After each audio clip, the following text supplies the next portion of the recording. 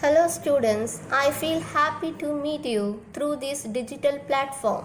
In today's class, we shall see about the poem The Justice of Peace written by Hilaire Belloc. Hilaire Belloc was born on July 27, 1870 in France. He was a British-French writer and historian. He was one of the most prolific writers in England. Prolific means very famous writers in England. Belloc was an orator. Orator means speaker. Poet, sailor, satirist. Satire means the one who mocks about the bad things in the society is called satirist. Writers of letters, soldier and political activist. He was also president of the Oxford Union and then he became a member of parliament from 1906 to 1910. He died on July 1953 at the age of 82 in United Kingdom. Now, the title of the poem, The Justice of Peace, refers to the magistrate who is appointed to hear minor cases in a local town or district. Ironically, in front of the magistrate, the speaker justifies economical inequalities and social injustices of power. This poem is written in the form of dramatic monologue, that is dramatic in quality. Mono means single, so single person is addressing the listeners. Now let's see the line by line explanation of the poem. Distinguish carefully between the two. This thing is yours, the other is mine. In the first stanza, the speaker compares between the things with him and other.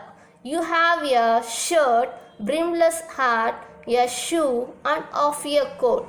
You are having a shirt, but the hat is not a proper hat. Brimless means without any proper edge around the bottom of it.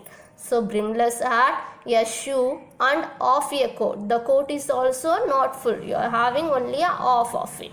But I am the Lord benign of 50,000 acres of fat land. I am the Lord. It denotes the harsh tone of the speaker. Lord means I. Benign, gentle, kind. Though I am a high person, I am a gentle also. I am having 50,000 acres of fat. Fat means more land to which I have a right, so that I have a right. You understand. The first stanza ends with the question mark. You understand it. So denotes the ocean of differences between the speaker and the person.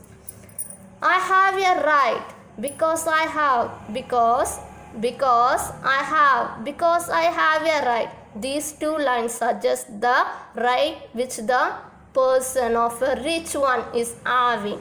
Now be quiet, calm and good and obey the laws. Now you have to be, this time you have to be very silent and good. You have to obey the laws also. Remember your low station.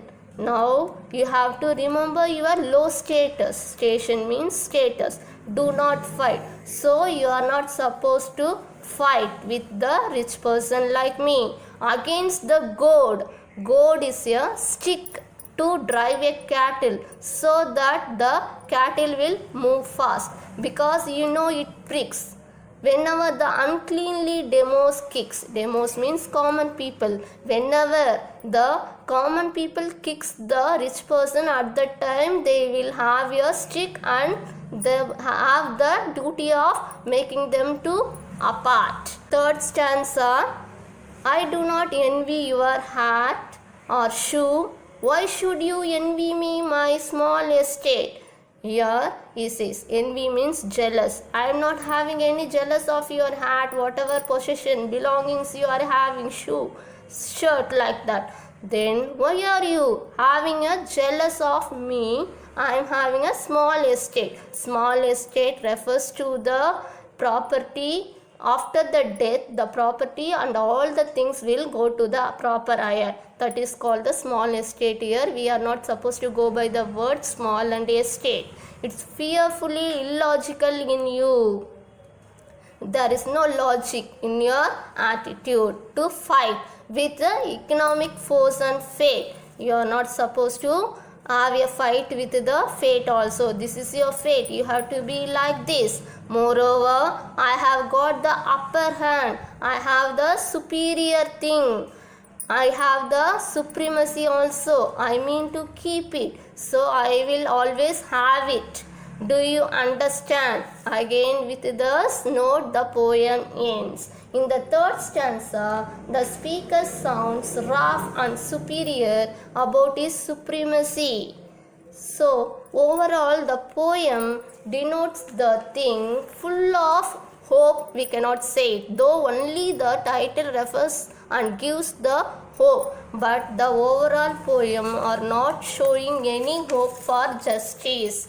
It only gives the way of the poor facing inequality and injustice. So Belloc wanted to resist the economical and social inequality, so he satirizes his society through this poem.